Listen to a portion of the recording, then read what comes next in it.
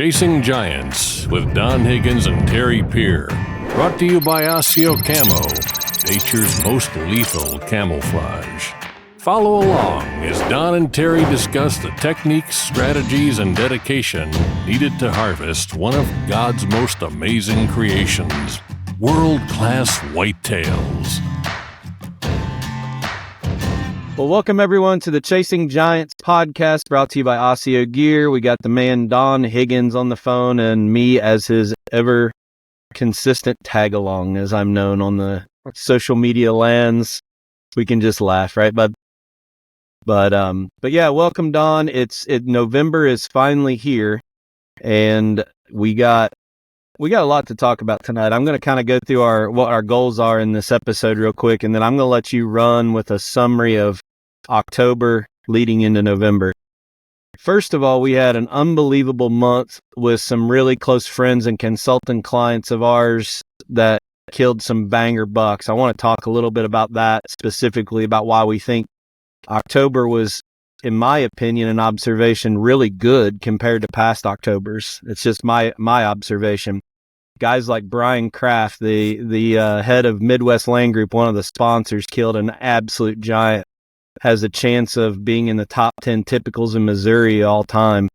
So I want to talk about that. We're gonna have that segment on the weather where we're gonna dive into Weather Underground for the next week, because you and I are really excited about this. You called it last week on last week's podcast, but we want to talk about that and then give some updates about some new exciting things, including a new segment on the podcast. So I'm going to quit talking and just give us a summary of what happened in October. Consulting clients, friends, you killed out probably earlier than I remember you ever having. Why was October so good, and transition that into November? Well, I think it all goes back to the weather. I mean, it doesn't matter, what month it is during the season. It could be October, November, or the late season, and weather trumps everything. I've been saying that for years. People want to talk about the moon and the rut and those things. I do think they play into deer activity to some degree, but weather trumps everything, even the rut. And we're going to be seeing that over the next week. We'll talk about that when we pull up the extended forecasts and talk about that later. But we had some periods in October where it was warm and deer activity was suppressed, and the last 3 days has been a perfect example. I can tell deer activity really well through my cell cameras that I've got scattered across the Midwest, and I know how many pictures on a typical morning when I get up. One of the first things I do is go to my computer and I look at the pictures I got overnight, and then I'm deleting 99% of those pictures. Very seldom do I keep one. And, when I click the ones to delete, and it tells me deleting 200 pictures or whatever. And the last 3 days, I've deleted a fraction of the photos that I had been up to that point, like less than a quarter. So the deer activity, while it was really warm the last few days, it was in the 80s. And I said last podcast, I said, if you guys want to take a break, the first part of this week would have been the time to do it. And Can I interrupt you for just 1 second? Because I failed a very important piece of information to what you're saying right now. And I hate to interrupt you, but we're recording this episode on Halloween Day. So right. That statement that you just made is talking about 29th, 30th, and 31st. So I'm sorry to interrupt you, but that's a very vital piece because people are going to be listening to this on Sunday, Monday, Tuesday. Yeah, and that's a great point. I'm glad you did bring that up, because I wish we could record this on Sunday morning and then turn it out. But, with other obligations, church and whatever, or even Saturday evening, but we just got too many things going on. We've got to record it when we can, and it's usually a different time every week. So people just have to understand that. But I'm glad you brought that up, because I don't want people to think I'm talking about the day they're listening to this. So last week, those first 3 days of the week was very warm, and I did not hunt at all because of that. And my cell cameras told me there was very little deer activity. In fact, I don't think during that 3-day period I don't think I got a single mature buck on my cell cameras. I got some deer activity, mainly does and young bucks, but even that was a fraction of what it was during that cold period that was right before that. And we talked about that last week. I said, there's a couple days here it's going to be really good, and it's going to warm up, and the deer activity is really going to, taper off. And that's exactly what happened. Well, now we're getting into the tail end of the week, and we got 2 fantastic days coming. And I'm telling you, it's going to be November 1st and 2nd, Friday and Saturday. And I know that's going to be, too late for the people listening to this. But we're going to talk about, there's another great period coming up that we're going to talk about a little later. But I'm going to be in the woods the next 2 days about as much as possible. I do not have a target buck, but I've got a project I'm working on where I'm trying to get a lot of video footage from every tree stand on my property. And I got 19 stands.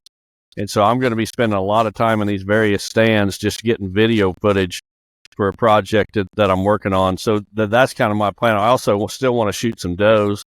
My goal when season opened was I wanted to kill about 15 deer on this farm, mainly does.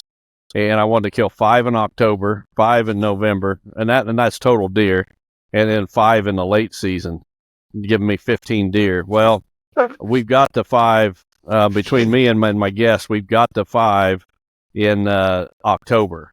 4 of those were does, and then Zacchaeus was the only buck that was shot.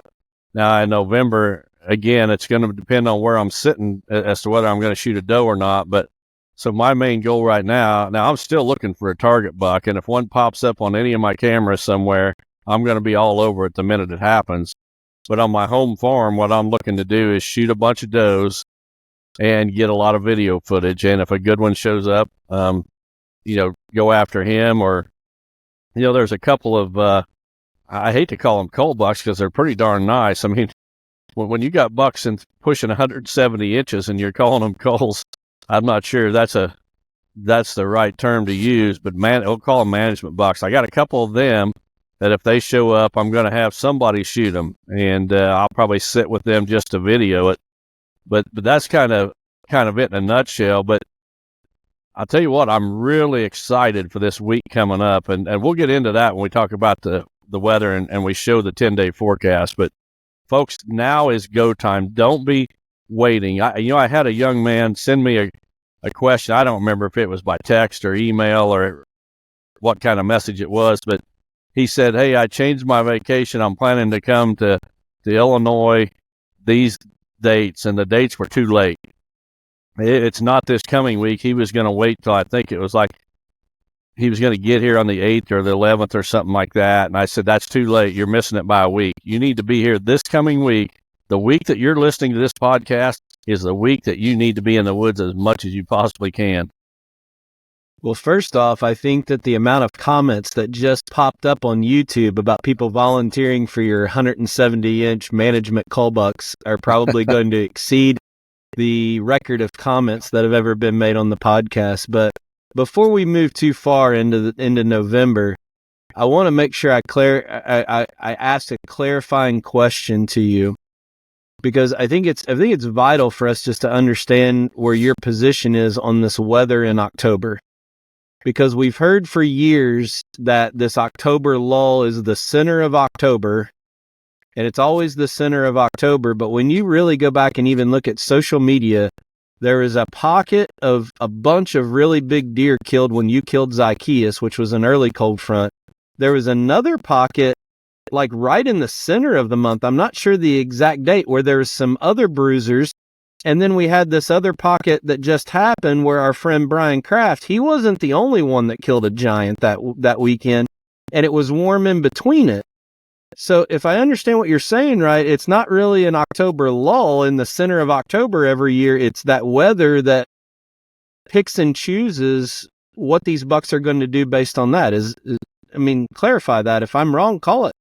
No, weather trumps everything, and it doesn't matter when that cold front comes through. Now, I do think, this is my opinion, here's what we got to really drive this part home, because if people don't understand this part, they're going to disagree with us. So the message that we're putting out week after week applies to the Midwest, first of all, if you live in another region of the country, the South, Texas or the Northeast, some of what we say probably will not apply to you. And the other thing that you got to remember is that we are talking about mature bucks, and specifically, we are talking about hunters that are targeting one specific animal. And if you follow the advice that we give, it's going to make it a whole lot easier to kill those other bucks. But we are talking about the guy that wants to go out and target one individual mature buck in the Midwest. And the farther you deviate from that statement, the less that our information is going to apply. The more exceptions you have. Exactly. So, getting back to the weather in October, it does not matter when that cold front happens. The deer activity is going to pick up. However, I still personally will not hunt a morning, even during a cold front, for about the first 20 days of the month. I want to wait till that last 10 days or so of the month. And then if we get a cold front, I will hunt mornings. This is Halloween. I was going to go hunting this morning, but it was pouring down rain and the wind was blowing about 15, 20 mile an hour. And I decided it wasn't worth going out and getting wet, especially since I don't have a target buck. And the deer activity on my cameras told me I didn't miss anything this morning. Tomorrow morning is going to be a totally different situation. And I hope you're here in Illinois sitting in your stand. That's the reason we're recording at noon on Thursdays, because I have the truck and trailer loaded and we'll be driving so I can be in a stand Thursday morning in Illinois. But we're gonna dive into this weather a little bit more, because a lot of people commented they liked that segment when I shared the screen off Weather Underground, and we're gonna dive into that after the Osseo segment. To reflect a little bit about what both of us saw, just how dead the cameras were. Our podcast released last episode on Sunday, but we recorded last Thursday also. So I hunted straight through morning and evening, Friday, Saturday, Sunday, Monday. And I got goose egged on 2 of those hunts and didn't see a deer. While Saturday ended up being my best sit, I saw 4 bucks. The biggest one being about 142 inch 10-pointer. But it's amazing. Since I left Illinois, you and I talked about it on the podcast. I was going to come home Monday night because we just felt there was no use me staying and hunting Tuesday, Wednesday, and Thursday with this front coming in. The cameras are dead. I don't remember them being this dead since like the second week of September, to be honest with you. I don't remember them being this dead the whole month of October. And that's what makes me so excited about the next 2 days. Those deer have been laid up in the heat, not hardly moving, and the temperature's dropping. This weather front's come through. The rain's going to stop, and those deer are absolutely going to be going bonkers the next 2 days. And I am very, very seldom this fired up about a weather report, but I'm telling you that everything is coming together. The next 2 days are going to be on fire. You played it perfect by going home. If you would have stayed, you'd have probably been lucky to see a deer for the last 3 days, but I promise you're going to see deer tomorrow and the next day. Well, there's one other thing that I'm excited about. It's that this rain came through up in Illinois today, and it probably put a temporary halt on farmers chisel plowing their fields. Because at least where I'm at, when they chisel plow, I cannot ride that Quiet Cat bike across the field. I have to go all the way around, because you get out in the middle of that stuff and you sink about 8 inches when it's wet. So putting a little bit of a halt to that chisel plowing, I'm a little excited about for this weekend, and there's some more rain forecasted for next week.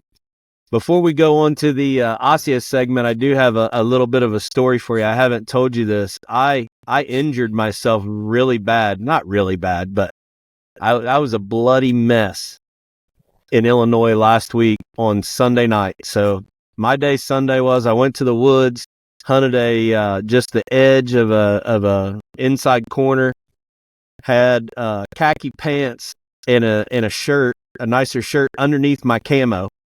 So I stripped down at the truck and was able to go to church, to a church up there that I go to. and they got 2 services. So their late service, it worked out perfect that, I could go hunting in the morning and then still make it to church. Went home.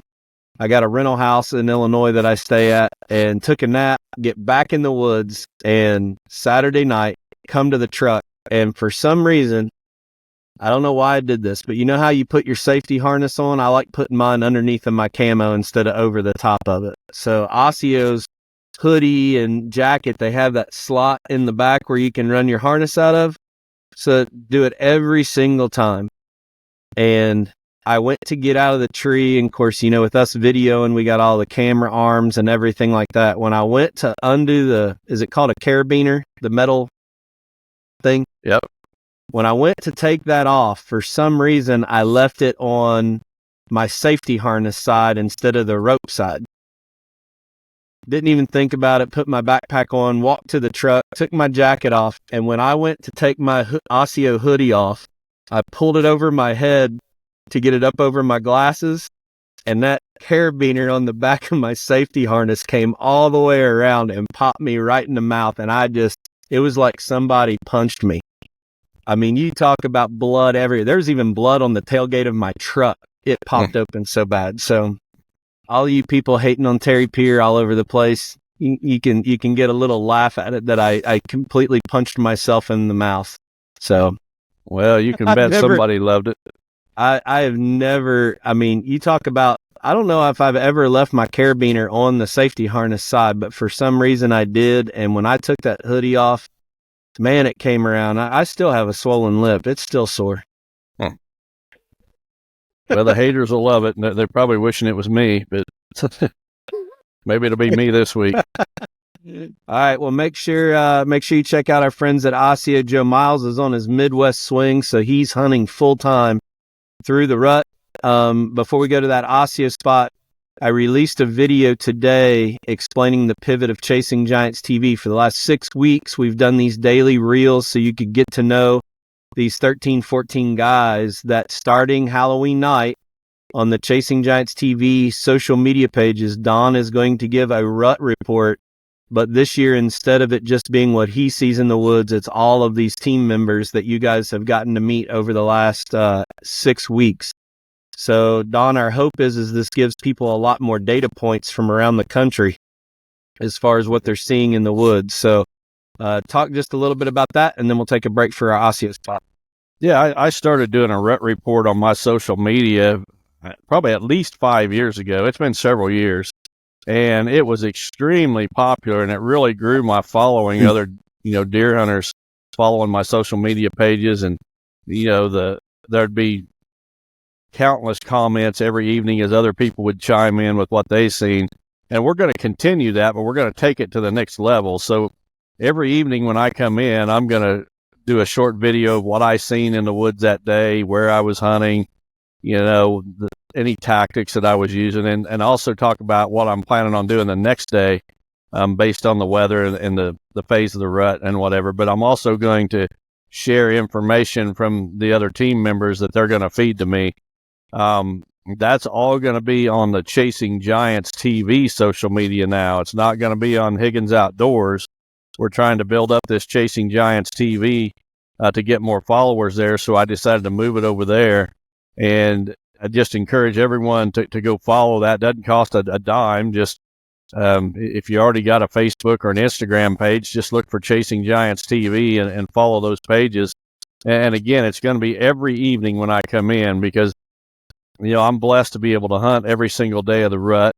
And then there's going to be other team members that are going to be out every day. They may not all be out every day, but, we may be hearing, from West Delks in Indiana, or Joe Miles on one of his journeys anywhere from South Carolina to who knows where. Bobby Worthington, it's just hard telling who's going to be reporting in, or I'm going to do the reporting for them, but they're going to tell me what they seen that day and where they were hunting. So something unique. I think years ago when I started the rut report, I don't think there was anything else like that out there on social media. And today there's all kinds of hunt reports and rut reports and things.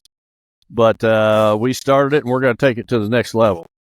Yep. So we might occasionally, if somebody has some good content, we might still release a reel or something like that. But this is just unedited, unscripted data points for everybody. So make sure you're following Chasing Giants TV on Instagram and Facebook.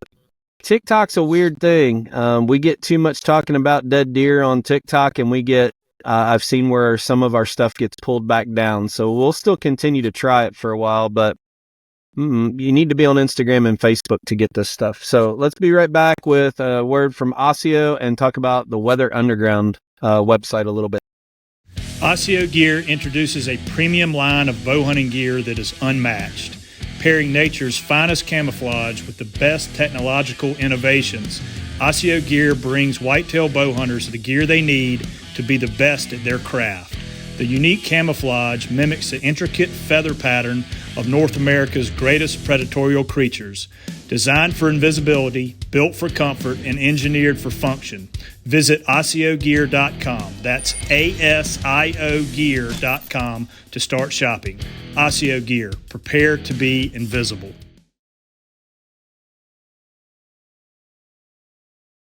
Okay, Don. Weather Underground, I got it loaded up. Before I share it, thank you for your all's patience with the production quality. I did a help ticket to figure out why this audio is so choppy. For the last 3 weeks, we've been chasing a couple settings, and hopefully this episode has it fixed. So, guys, I know it's frustrating. Trust me, that's the last thing I want to do is hit submit on it when I know it's a little choppy, but I can't go back and re-record it. So hopefully this week will be a lot better and we get that choppy skipping a CD audio to it. But yeah, thanks for your patience. Well, we do the best we can. And, like we always say, if you got a complaint, we'll be glad to give you a refund. You get what you pay for. Ain't that right, Terry? I told Don we needed to make a T-shirt. Yeah, we got a new merch website. I'll share the screen on right now in post-production. We need to make a shirt that says "Not all sales are final" or something like that, and refunded if with any grievance, we'll refund your money or something like that. So, I'm sure we can find something creative and sarcastic for all of our people that love us so much. So, yep. All right, let's share. I'm trying to get my mouse to move. Let's share this Weather Underground screen and dive into this a little bit more. Before you start there, let me blow this up of what I'm sharing. Does that look a little bit better? Oh yeah. How about that? Yeah. Well, you need to scroll down just a little bit. You took the dates off the top. We can't see what the day it is. All right. Let me zoom a little bit different. See, this is where we're at, folks. Get what you pay for. A bunch of amateurs here. How about that? Does that look all right? That's like perfect. You got a nice Target ad to talk about too. Yeah. Well, we're not going to go for them liberal freaks. I wish there was a way to block that out, but anyway, looking at the extended 10-day forecast, and I apologize that the first few days of this is not going to apply because of the date that this podcast is released on Sunday. But I talked about the terrific 2 days that we've got coming up. So Friday and Saturday, as you can see, again, I want to stress that what I'm saying here may shift a day or two depending on where you're at. For example, I just talked to my good buddy Kyle Birch out in Kansas. He lives in Kansas City, so he's like right on the Missouri-Kansas line. He was in the woods this morning, and the woods was on fire. In fact, he shot a giant buck. Congratulations to him. But, he's a day ahead of what we're going to be talking about. Guys out in, say, Ohio, Pennsylvania, they're going to be a day or so behind as those weather fronts come across. They're going to hit me before they hit those guys. So as we look to next week, we'll just start on Sunday since that's the day this podcast is released. And you can see that there's a temperature rise on Sunday from the 2 previous days and also some rain showers coming in. And then on Monday, it's warm again. It's a little over 70 degrees. Tuesday, not much cooler. More rain again, but then on Wednesday, look, temperature drops, the high drops 10 degrees from the previous day. Also take a look at those dates. That would be the 6th. So I'm telling you that it's setting up like it hasn't for several years. This is like I think it's my 48th deer season. and I've seen a lot of ruts, and a lot of times it's frustrating because you get those prime days, the 7th and 8th there, and the weather just is not cooperating whatsoever. And that's not the case this year, guys. There is going to be a ton of deer killed November 6th, 7th, and 8th this year. And actually, it just continues. If you look at those high temperatures, even into next Saturday, the highs are in the 50s, lows in the 30s. That is absolutely ideal. I wouldn't want it too much colder than that. I mean, we could get a little bit colder for the lows. If those lows got closer to, say, 30 at night, you just got a little bit of a freeze each evening. But this is about as good as it can get. One thing I want to throw out, we've talked about the phenomenon that I wrote about years ago called homecoming bucks, where those bucks, you see them in the summertime on your property or whatever, then they disappear, and they come back during the rut to the place where they summered. You can mark it on your calendar when this is going to happen. It's going to happen one day either side of the 7th. So the 6th, 7th, or 8th is when that's going to happen. And guys, the weather is setting up fantastic for those dates. A lot of you have already heard this, but I want to repeat it just for new listeners who maybe have not heard it before. Those bucks are in their bachelor groups in the summer. That bachelor group breaks up in early fall when they shed velvet, and a lot of those bucks have a totally different fall range from where they summered. And they head to that fall range. That's where they spend the rut. But as things heat up, they can't find that first doe in heat. The bucks are building up to a fever pitch, ready for the rut, but that first doe's just not in the heat yet. And those bucks get anxious, and what they do is they will run back to where they summered. It's an area they're very familiar with. They're not just running to some strange area or running helter-skelter across the countryside. They're going to an area they know very well because it's where they spent the summer, and they're looking for that first hot doe. And it always centers around November 7th, one day either side. I've got multiple bucks. I've even done seminars just on this, showing the pictures of these bucks coming back. So the reason I'm throwing that out there, guys, if you've been watching a buck in the last summer in velvet and then he disappeared, this is when you want to be in the woods, and the weather is setting up perfect for that daylight movement. I can't remember the last time that November 6th, 7th, and 8th set up as good as it is this year. The other thing I want to point out, Terry, down there at the very bottom of that graph, and you can see the wind directions for the 6th, 7th, and 8th. We're going to have some northwest winds. We're even going to have some easterly winds. I guess those easterly winds were on the other side of that warm front the next 2 days, particularly Saturday. Yeah, right in there at Saturday was going to be, easterly. We're going to have some good winds. We're going to have northwest winds, westerly winds. A lot of guys have stands set for those winds. It just doesn't get any better for early in the rut than what we're going to see at the tail end of next week. Talk a little bit specifically, is because we're looking at, for those who are watching on YouTube or listening, the graphs that I have pulled up right now are for Mattoon, Illinois, which that's the nearest plot that's kind of in between where Don and I are at, where we hunt. But they're going to pull up the same weather app for their area and see where these trends are. You said it could shift, earlier or later, but talk specifically about what we're seeing. So, even though we're listening to this on maybe the 3rd of September, Friday the 1st and Saturday the 2nd, we had easterly winds at about 5-6 miles an hour, peaking out at 8. But then when that rain comes in for 3 days, the winds are up pushing 20 miles an hour, and right when that temperature drops, we go from that south wind to a northwest wind, and it drops back down to the 6 to 10.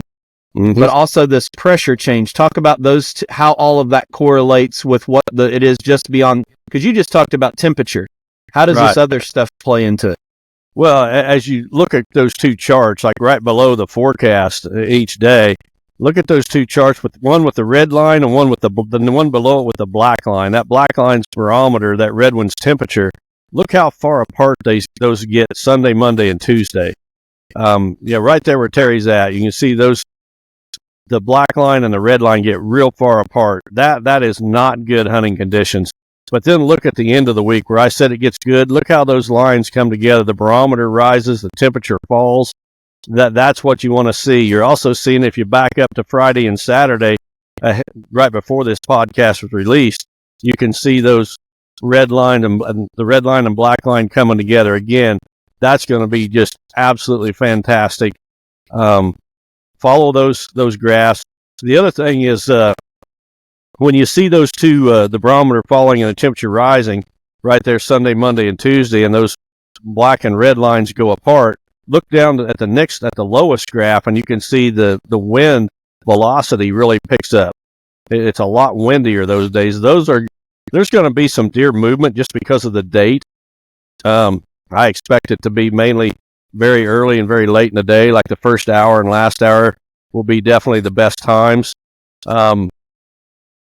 But it's really going to pick up after that. See how the wind dies down, the barometer rises, the wind dies, the temperature drops. You got three things all changing right there, coming together. It's just going to get as good as it can possibly be. 6th, 7th, 8th, even the 9th is going to be good. We can't see farther than that right now, but that takes us to the release of the next podcast. So, guys, this coming week, at the end of the week, depending on where you're at, it is going to be absolutely fantastic. For me, it's going to start in my area about Wednesday. If you're farther west, it could start Tuesday. If you're farther east, it might not be till Thursday. But the end of next week is going to be just fantastic, clear across the Midwest. So for the guys that have picked a week of vacation and they had to pick a week and stick with it, if they pick this week to where they could be in a tree stand from Saturday, November 2nd through Sunday, November 10th, they've hit the nail on the head is what you're saying. They've picked it fabulous. But let's define this down, because I think there's some hunters that have a little bit more flexible schedule. If somebody had the ability to mix and match when they hunted, would you tell them to maybe work on the 3rd, the 4th, and 5th, and then come back and take vacation Wednesday through Friday if they could? Yeah, based on this forecast, I definitely would. The thing about it is, though, it really doesn't matter the weather so much from year to year when this factor comes into play, and that's the bigger bucks getting locked down with hot does. And those two, look at November as a 4-week period. That first week is usually the best, weather permitting. The second 2 weeks, or the middle 2 weeks of November, there is so much lockdown that if you're hunting one, again, we're talking about hunting one specific mature buck. It's very, very difficult to kill a mature buck, on purpose, one buck that you're after during the middle 2 weeks of November, because those bucks spend so much time locked down with a hot doe. And then that last week in November, it becomes harder and harder for those bucks to find a hot doe. So they spend more time searching from between does. And it's when they're searching is when they're vulnerable. They're not near as vulnerable when they're hooked up with a doe. It's that searching phase when they're on their feet looking for does. That's when they're vulnerable to hunting pressure. And I hear it all the time. Hunters get too wrapped up on the peak of the rut. The peak of the rut. Well, I would call the peak of the rut mid-November, about November 15th.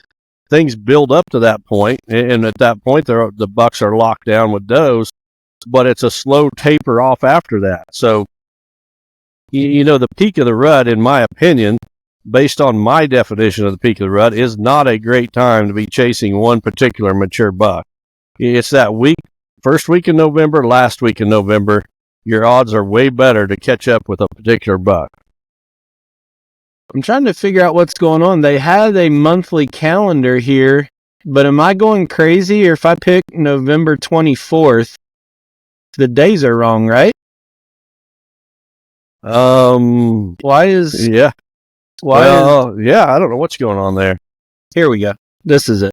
I didn't hit apply. Sorry. Oh. So this is an extended forecast. You and I haven't even looked at it, but, we're looking at that Monday, Tuesday, Wednesday rain. And then this is that temperature drop that you got the 6th through the 9th. So, the 1st and 2nd is going to be really good. Heat wave, the beginning of the week. Dynamite the following week. Look at what we got maybe happening here the 3rd week in November after maybe those bucks break off. We got chance of snow, highs in the 40s, lows in the 30s. but looks like another week of hot temperatures or warmer temperatures the week of the 10th, maybe. A little bit warmer, not much. If that forecast holds true to the end of the month with those temperatures, this will literally be the best November weather-wise that I have ever seen. I have never seen the temperatures do this. There's usually some hot periods, where the temperature will get up to 70 degrees or so sometimes for a week, 10 days or more, and the activity just dies. Yeah. There's been a lot of years where the last couple of days of October, in fact, 2020, when I shot Mel, I shot him on October 30th, and right after that, the first week in November, things really warmed up, and the deer activity just died. Even though it was prime time, the weather just killed the daylight activity. This month is setting up to be, if these temperatures hold true, this will literally be the best November weather-wise that I have ever seen in my life. Yeah, because you look at this through November 30th, the high is actually going to be next Monday and Tuesday, 70 and 71. Every other day we're at minimum, low 60s. So this looks absolutely phenomenal. It's no wonder you're excited. You've been talking about this for the last couple of days about how you're looking forward to this so much. Yeah, I just have never seen it like this before. There's always some warm spells where the temperature gets above average and the deer activity just dies. Yeah, the thing that might come into play towards the end of the month, and we probably should wait and talk about this, but I'll go ahead and mention it now. We can talk about it again later, is that with these temperatures like this, the deer are just going to be going nuts day and night. The activity is going to really increase, and what will happen a lot of times in those conditions is when that rut ends, it's not like a tapered end. It's like, okay, we're done. It's like somebody flips a switch and the rut ends, because the weather has just been so conducive to daylight activity for so long that the deer just get it run out of their system. By the end of the month, they're ready to quit and rest up and get back on the food. It's so hard for, when I had a job where I had a lot more structure and had to submit vacation time, it's so hard to say what week you want to choose. You look at the forecast of the moon or whatever, but I remember the last couple years, the first week of November just absolutely was horrible. Mm-hmm. It was better hunting the third week of November than it was the first week of November. But then this year, the first week of November is going to be the best just because of how this weather's falling. It's amazing how much this drives it, and people want to, I guess, overcomplicate it. But when what you're saying is you really strip it down, it's what your forecast is going to be. Exactly. We can look at moon charts and whatever else, rut predictions, early rut, what do they call it? Trickle rut and this and that. That guys, that's all nonsense. That's all stuff that was made to sell articles. Now, I will give you that the moon will have a factor in deer movement, but it's going to be a minor factor. The weather is huge. The moon is tiny when it comes to deer activity. Well, another way of stating that, maybe or maybe not, I might be an idiot for saying this, the weather will accentuate the response that the moon has. In other words, if you have great weather on a great moon, that's the best of both worlds, right? Mm-hmm. If it could suppress it, or it could enhance it just because the weather's going to drive so much of it. That's what you're saying, anyway. Oh, absolutely. And I'm not trying to knock these other, I don't know what you call them, factors that people want to promote, but guys, it's all about the weather. And I don't care what the moon is. It could be a full moon. It could be the dark of the moon. It could be a red, green, or purple moon. I don't care. You look at that weather chart that we just showed you, and that's going to tell you more than any moon chart, any magazine article on trickle rut or this or that.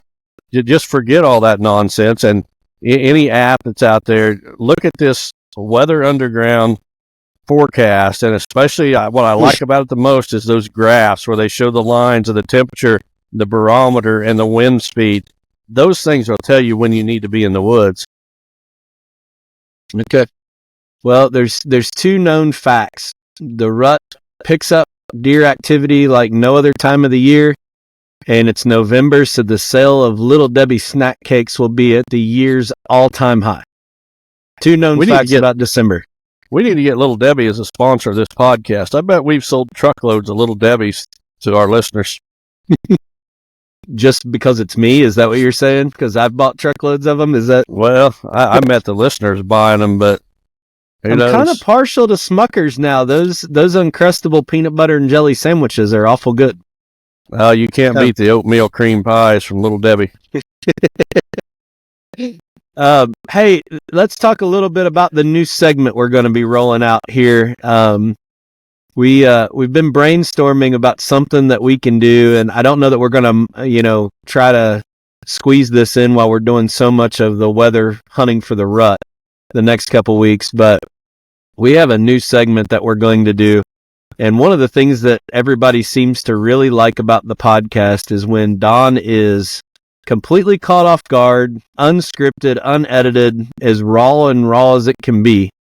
So here in the next couple weeks, we're going to release a new segment, and we actually strategized with our friends from 360 Blinds the other day if they had some ideas about it.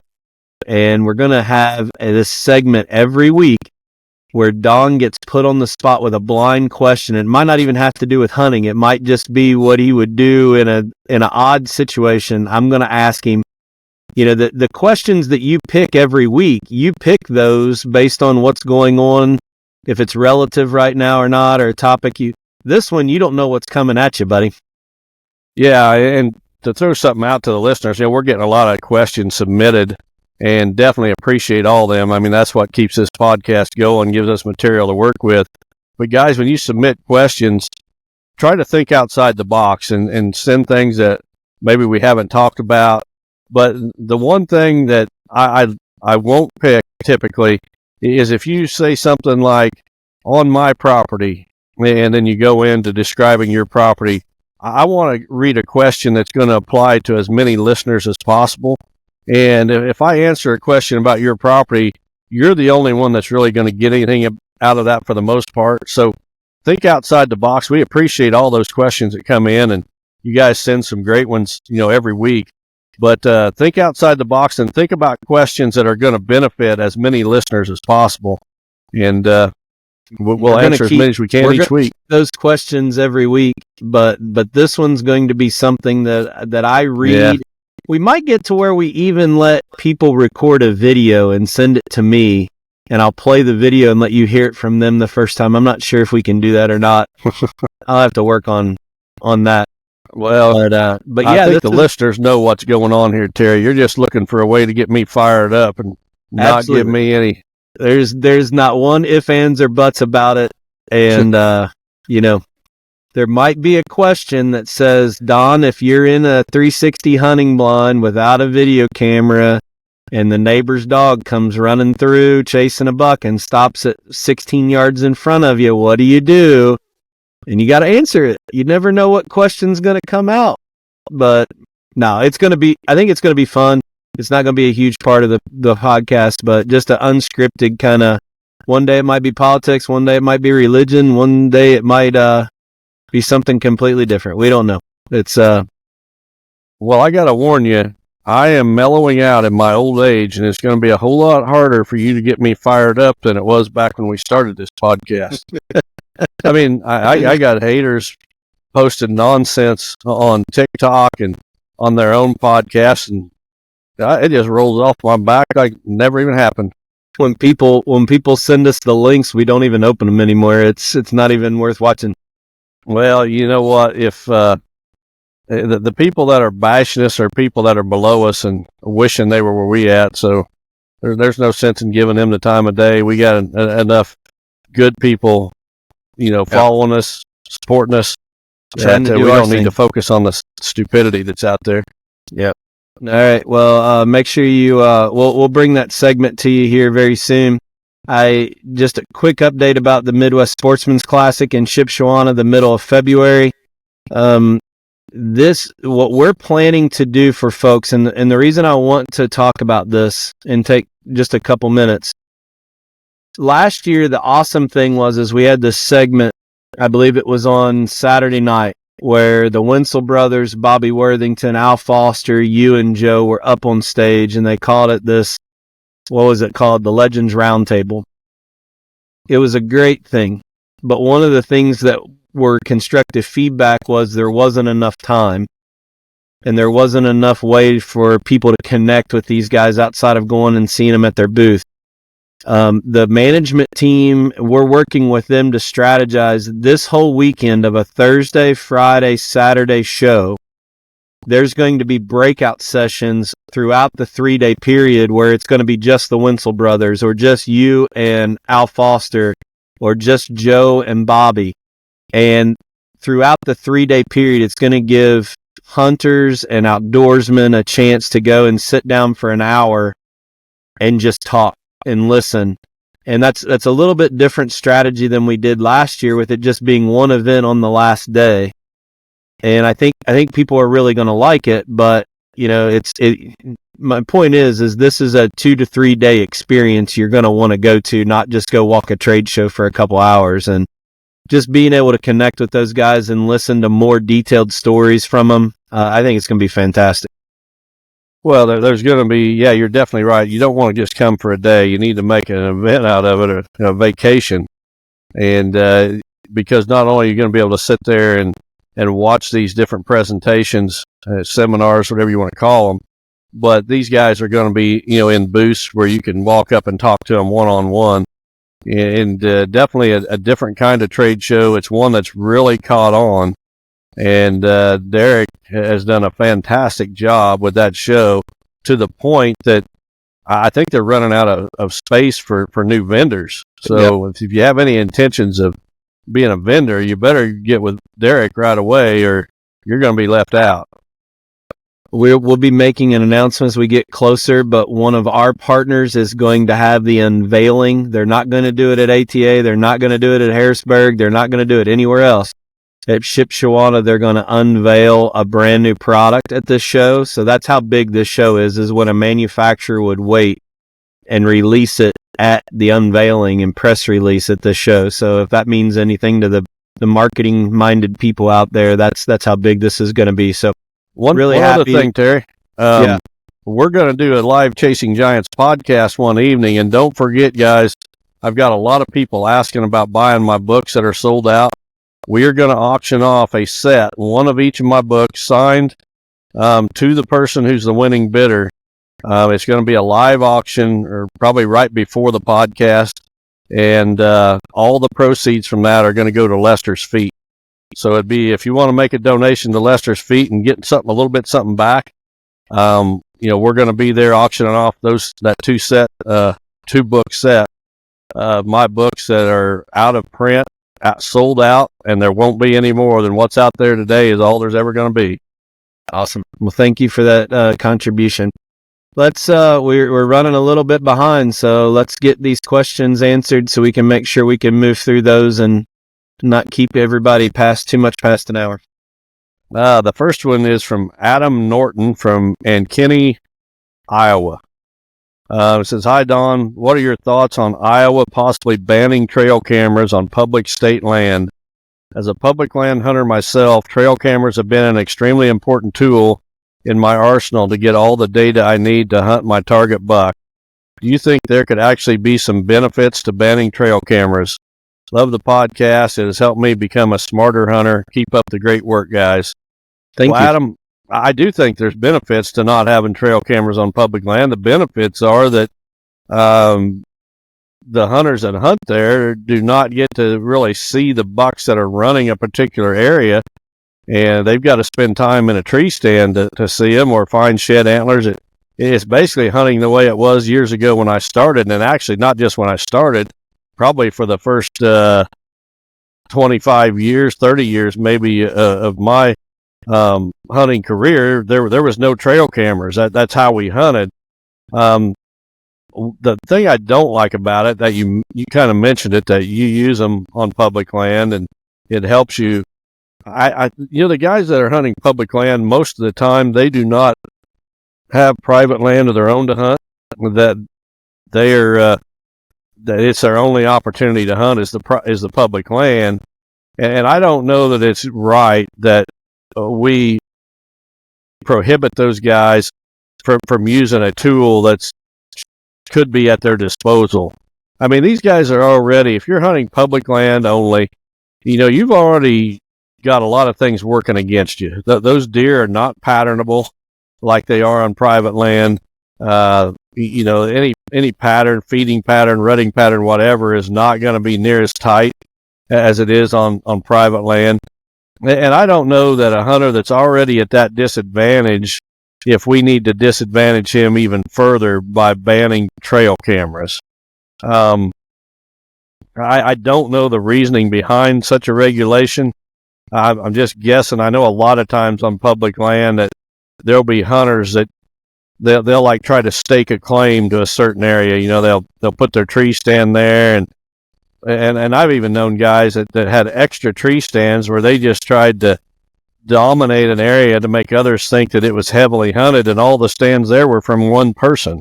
I know for a fact that happened in Illinois, and in fact, it on one piece of public land here in Illinois, it caused a bunch of new regulations that really made it harder on all hunters because of one individual going out and trying to tie up a bunch of land by just putting tree stands everywhere. And I guess the same thing can be done with trail cameras.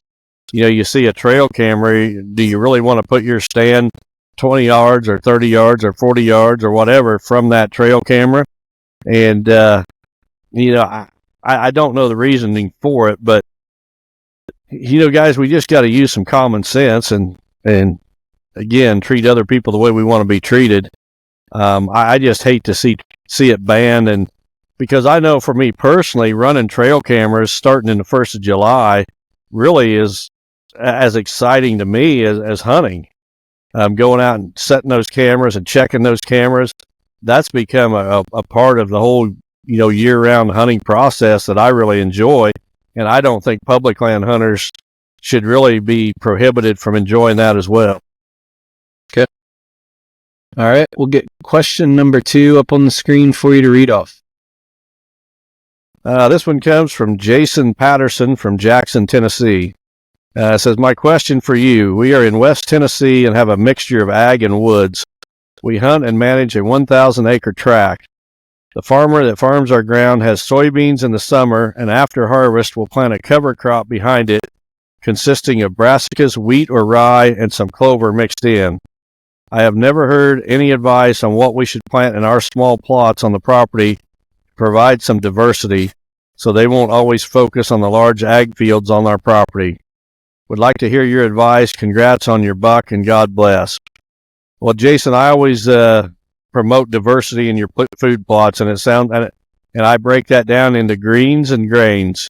And it sounds like you've got the greens taken care of with that cover crop over, I'm sure, a lot of acres. So there's no sense in you trying to compete with that with more greens. You need to focus on grains, and whether that be soybeans or corn. I can tell you from my experience that when the temperature is a little bit below normal for that time of year, the deer hit the grain a lot harder than they do the greens. When it's warmer than normal for that time of year, they're more on the greens. So that gives you something to kind of go on. But I'd be looking at grains, corn, soybeans, maybe even try the new grain sorghum mix that Real World has. I would really like to see you plant NutriCrave corn. I don't know how big your plots are, and I don't know that you're going to get away from it. But because what I've seen on my farm is they hit that NutriCrave corn from the time it matures until it's gone. The soybeans, they do to some degree as well, but they really like to hit it when it's brutally cold. And in West Tennessee, I don't know that you're going to get the temperature low enough for them to really hit the soybeans. All you can do is experiment, but I would be experimenting with grains, corn, soybeans, and grain sorghum. If the plot isn't big enough for beans or corn, say we're only talking, that's the other thing he didn't tell us is if it's a 1/4 acre plot, what then? Well, I mean, there's not many other options. You got to provide something different. Go with different. a mix, like in that case, that would be Dixie Dozen down that south. I mean, that's really the only thing you could probably do, or clovers. I mean, but you're still getting back into the greens versus having any grain product. But Well, I don't know if they own this property, just manage it, or lease it, whatever. But if it might be that you plant some fruit trees in there, and you got to provide something different. If they've got 300 acres of cover crop, why would they come to your quarter acre of greens? You got to give them something different that they can't find anywhere else in the area. Yep.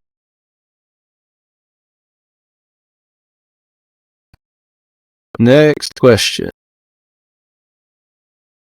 This one comes from Garrett Geiger from Larwell, Indiana. It says, "Hey, Don and Terry, first off, I love your guys' podcast and how you aren't ashamed to talk about your faith and things that are important besides hunting. I am a new listener in the past few months, but my question is, how do you find bedding areas without putting too much intrusion on your property? I heard you say in a past podcast that mature bucks, many only spend a handful of hours outside of his bedding area in the daylight and food sources. So how do you go about finding bedding areas without spooking deer and letting them know you are there? I hunt small properties in Indiana, and there is a lot of pressure throughout my county, and I try to stay out of the areas I hunt as much as possible. But I've had mature bucks frequently on my property over the years, but I've never been able to have an encounter with these bucks. I feel as I am hunting the wrong areas and not hunting close enough to the bedding areas where these bucks feel more comfortable moving. Thank you both for all you have done in the hunting industry and giving us all this information. Happy hunting and God bless." Garrett, what you want to do is this winter, wait till there's a snow on the ground and that snow's been on the ground for a few days, and then get out there and walk your areas. And this is after season. You're not going to be hurting anything, and find those beds in the snow. That's going to tell you exactly where those bucks like to bed. This is old school. I used to spend countless hours in postseason scouting, and one of the things I was looking for was big single beds. If you've got a cluster of beds close together, that's almost always going to be a doe group. A doe and her fawns, and maybe a couple does and their fawns. But when you can find these big single beds in the snow, by themselves in thick cover, it's just almost always in thick cover, then you're looking at a buck bed more than likely. So that's the key. Just hope for some snow this winter. Let that snow sit on the ground for a week if possible, and give those deer a chance to make those beds, and then get in there and look things over. Been a long time since we've had snow on the ground for a week, at least that I can remember. But I'll tell you, looking at that forecast, I think this winter might be a little bit different. I'm hoping so. I'm ready for some cold weather, to be honest with you. Yeah, it makes for some great late season hunting. The next one comes from Jeremy Marvel from Sudlersville, Maryland. He says, "Hey, Don and Terry, love the podcast. I've learned so much from listening. My question today is, I'm hunting a spot that the wind seems to blow the opposite direction than what it's supposed to. For example, tonight wind is supposed to be a south wind, which is perfect, but when I climbed up in the stand, the wind was blowing from the north. This is every time I hunt this spot. Do you have any thoughts? Also, I'm hunting about 150 yards from grain tanks. I don't know if they would play a role in affecting the wind. Keep up the great work and God bless." Jeremy, playing the wind and learning to play the wind is a never-ending education. So you hang a new stand, and you've got to come to understand what the wind does in that exact location. And I don't care how long you've been hunting.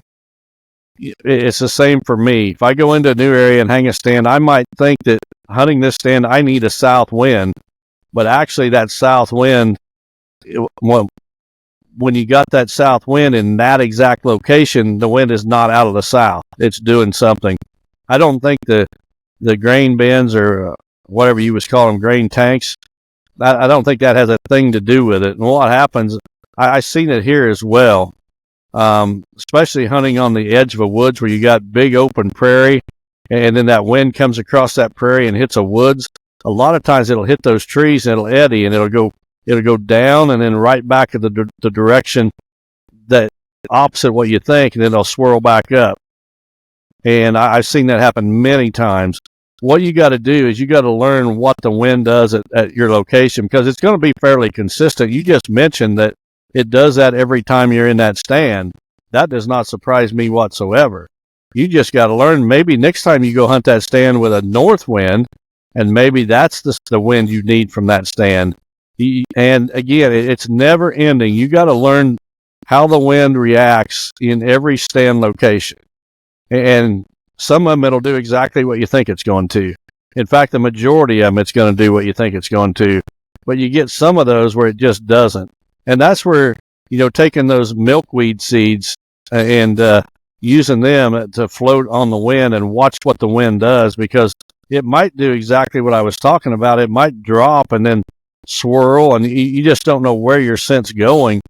But I've got a little thing that on my Osseo pack, it's called a wind watcher from years ago. I don't even know if they sell them anymore.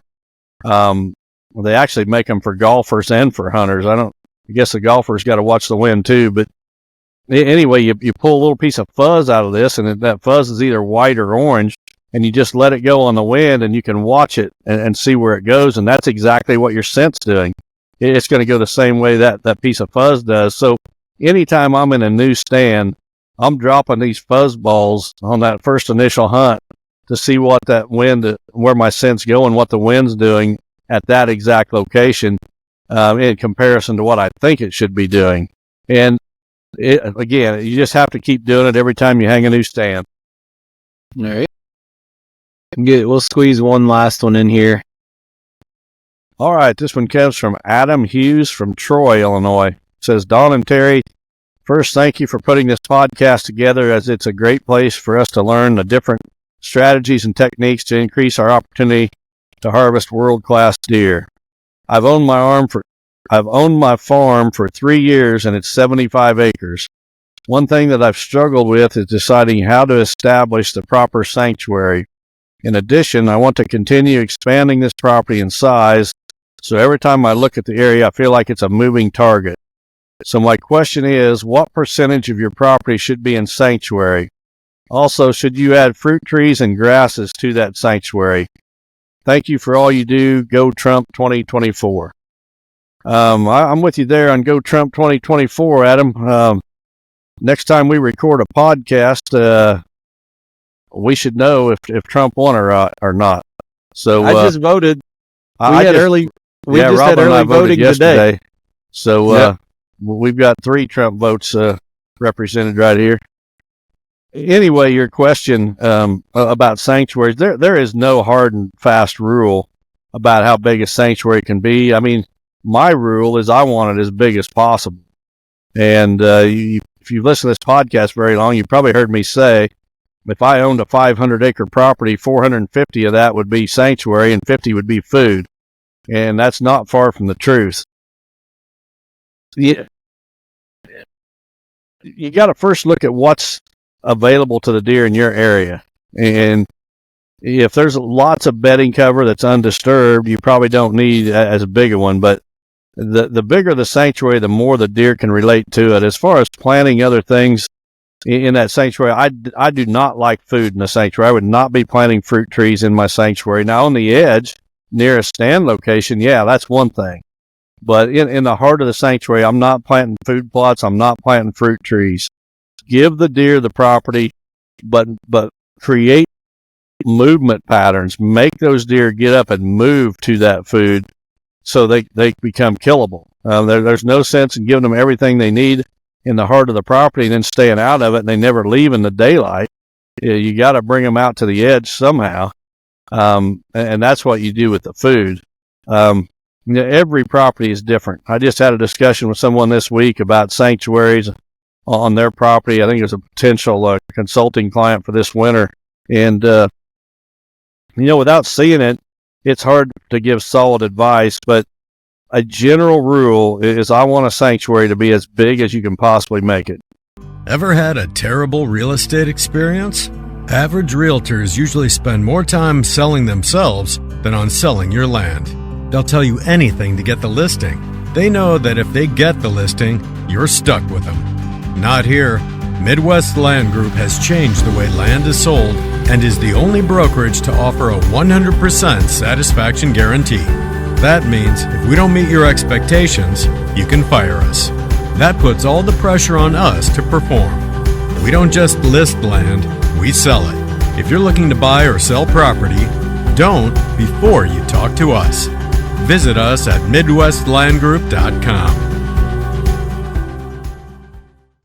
Usually on the episodes, I play a commercial from Midwest Land Group, and this is how much, Don, we fly by the seat of the pants. I did not tee this up earlier in the podcast because I was waiting on a text that just came in.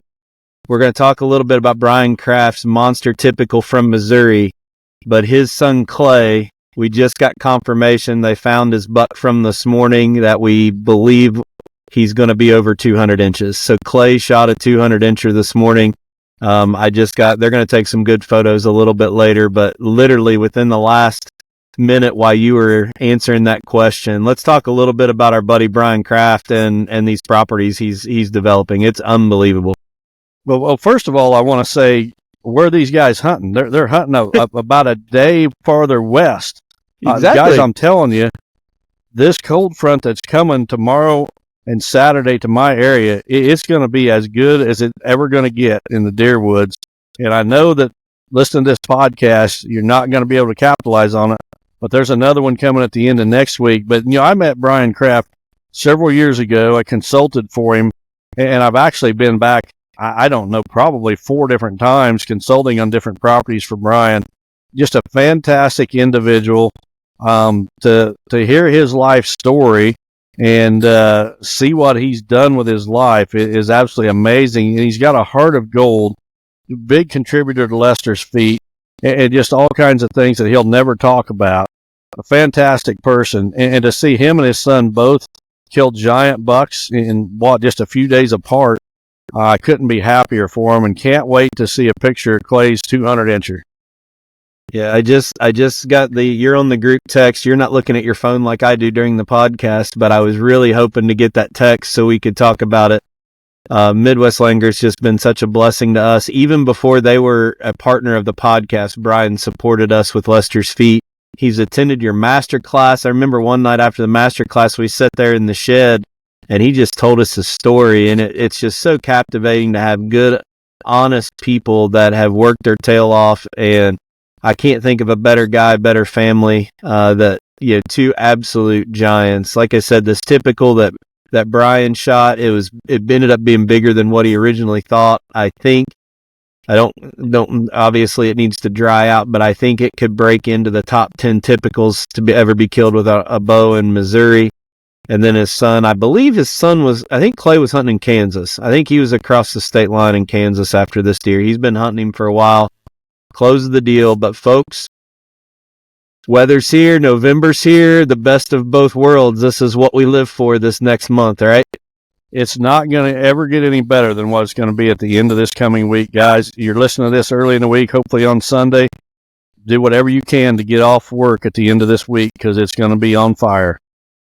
All right, well, that wraps up the show, but before we break off of here, you have this week's Sunday Night Prayer Time, which is going to air just after the closing credits of the podcast. You want to tease anybody up about what you're going to talk about, or are you going to wait and let them listen to it? Well, we got election day coming up on Tuesday, and I never hesitate to talk about politics, Terry. So I'm gonna try to tie that in with Scripture and just leave it at that.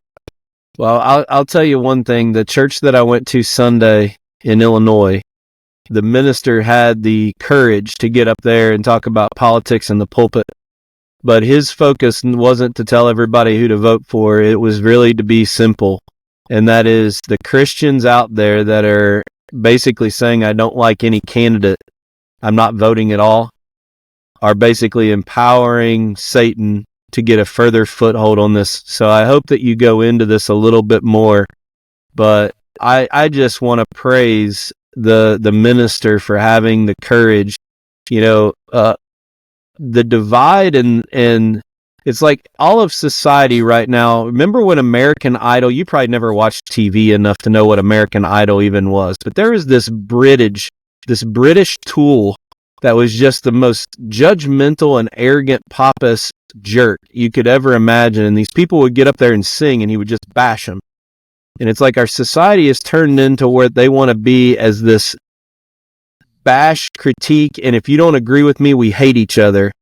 And this minister had the courage to get up in front of everybody and encourage people that it's okay to not like either candidate, but we are voting for morality, we are voting for ethics, and trying to keep Satan from dragging this thing down. So I hope you stay tuned and listen to Don's Sunday night prayer time, as I'm sure he is going to go on a little bit further, deeper dive into stuff like that. Hopefully I didn't steal too much of his thunder, but thanks to the minister at the Marshall Christian Church in Marshall, Illinois, for having the courage to do that from the pulpit. I appreciated it as a visitor. So thanks, everybody. We appreciate it. Get out in the woods this week, folks. God bless. I hope you have a great week.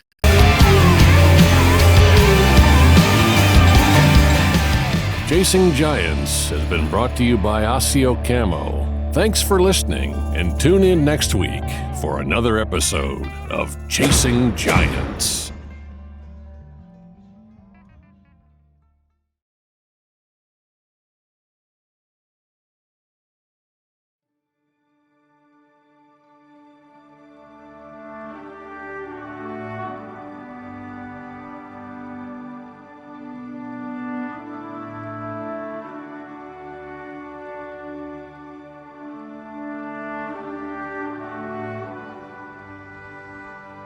Hey guys, welcome to the Sunday night prayer time. You know, this coming week is a week that we've all been anticipating for some time for a couple of reasons, really. If you're like me, you know, you've been looking forward to the whitetail rut starting up, and it's that time of the year that all deer hunters look forward to.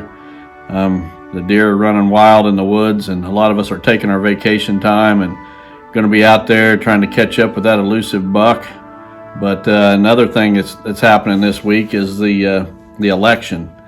And if you're like me, in recent weeks, you've been looking forward to this week, both from a hunting perspective, but you know, also as we look towards the future of our country.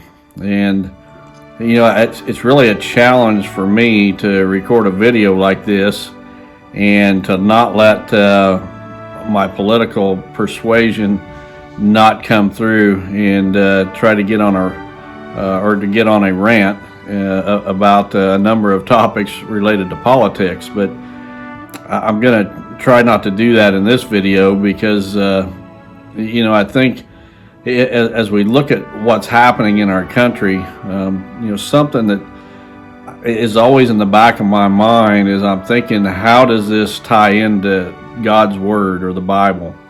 I think we're seeing Scripture play out right in front of our eyes. You know, in Romans, we're told that God appoints all leaders. So it's, as I sit back and think about it, you know, I think, why did God appoint Joe Biden to be the president of this country?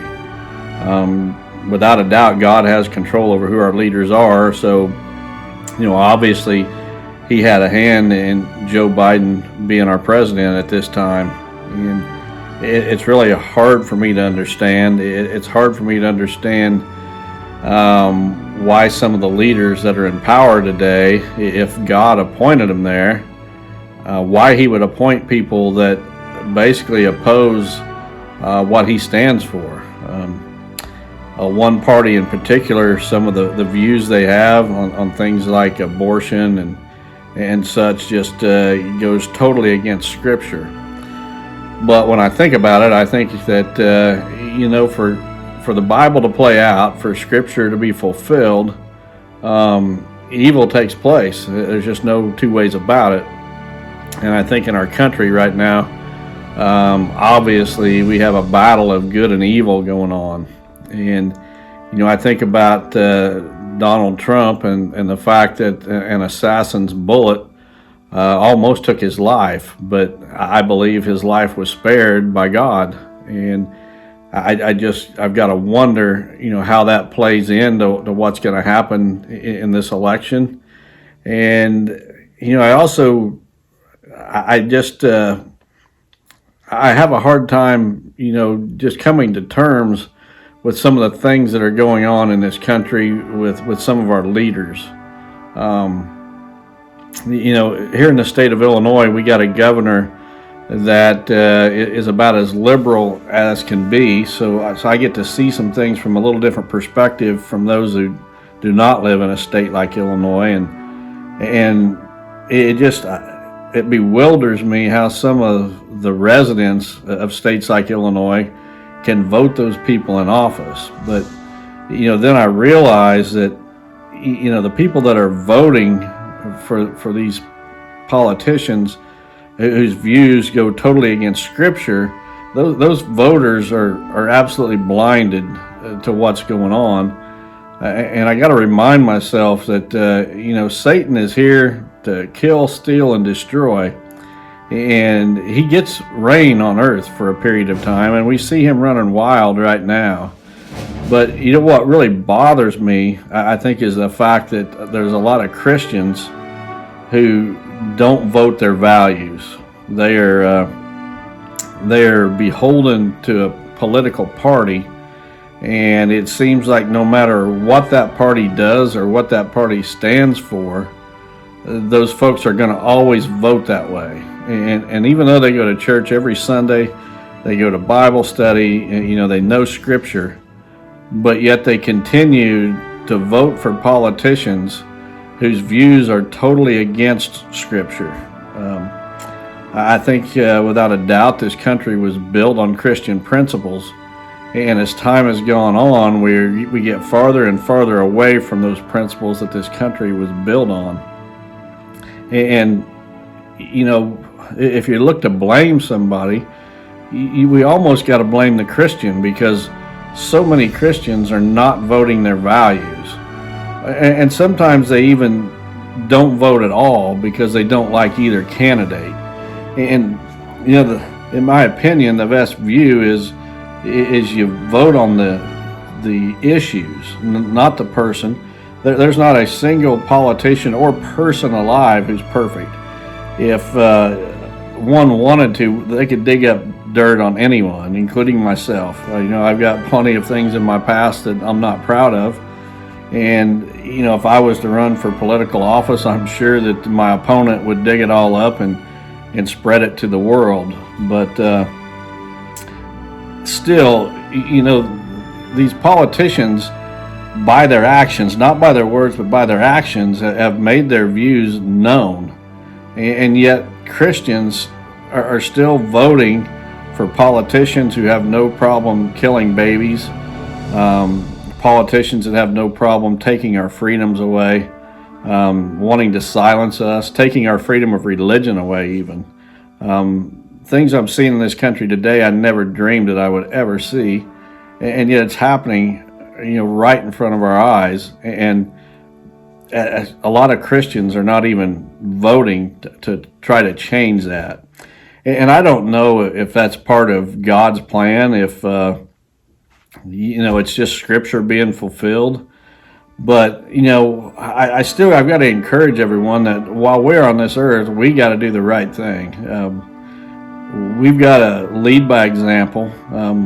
Not a one of us has the power to change the world, but together I do think that we could change the outcome of some elections.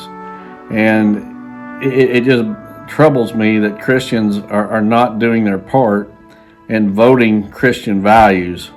So this week, a lot's going to happen. Our country could change by the time you listen to the next Sunday night prayer time with whoever is going to be given that one.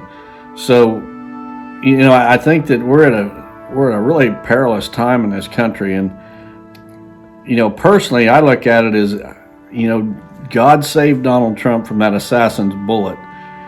And a lot of Christians are praying to turn this country around. But that scripture also says to turn from your wicked ways. And I'm not sure that this country is doing that. I know a lot of Christians are doing that. We try to do our best to live by Christian values and follow Scripture. We all fall short, but we try our best. And I don't know if the Lord saving Donald Trump means that he's going to turn this country around, or I don't know if Scripture is being fulfilled, and we're in Revelation, and we're not far from the end. So it's a really interesting time to be living. The next few weeks and months, I think, are really, really going to be interesting. I even think that even after this election, no matter who wins, the turmoil that we're probably going to see in this country between the election and the inauguration in January could be things we've never seen before. And I think that's especially true if Donald Trump wins. I think the left is so evil that they're going to do anything they possibly can to keep him from coming back into power as president. And what that means, I don't know. We just got to be prepared. We got to continue to pray for our country. But we're living in some very interesting times. So, this week, a lot of you are going to be sitting in your stands, deer hunting, and hopefully everyone's going to vote if you haven't already. And I just ask that maybe you consider spending some of that time in your tree praying for this country. Proverbs tells us to trust the Lord with all your heart and lean not on your own understanding. And, that's where I am personally. I don't understand what's happening. So I got to trust God that He's either going to bring someone into power to turn this country around, get back on those Christian values this country was built on, or we're headed down the tubes. And, the return of Christ is not that far away. We're kind of at that tipping point right now where it could go either way. And I'm just kind of sitting back, waiting to see which way it goes, prepared either way, knowing that God is going to put the leader in place that He wants in place. And I don't know if that's a leader that's going to save this country or a leader that's going to take us to the path of destruction. And we know how the Bible plays out. That day is coming. Whether it's in the near future or further down the road, we don't know. So all we can do is be prepared no matter what happens as Christians. But we need to vote. Get out there and vote your values. Don't pay attention to whether that person has a D or an R after their name. It doesn't really matter. What does matter is the values, and not the values they talk about, but the values that they have lived in their own life up to this point. So we got a lot to think about this week as we sit in our deer stands. The weather's setting up to be fantastic. I hope you guys see a lot of deer and have a lot of success. Hope you're all safe. But I also hope that you vote and that you pray for this country, that whatever God's will is, that we be ready for that as Christians. So with that said, I'm going to end in prayer and close out this session. Father God, I just ask that you be with each and every person that's listening to this prayer time.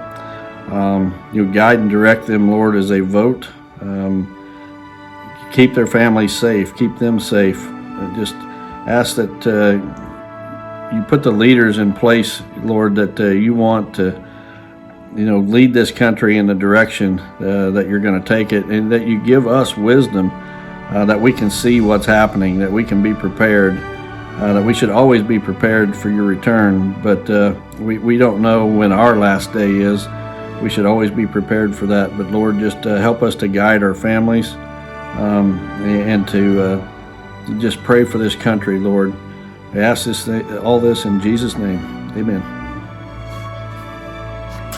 Best of luck in the deer woods, and look forward to seeing what direction this country takes.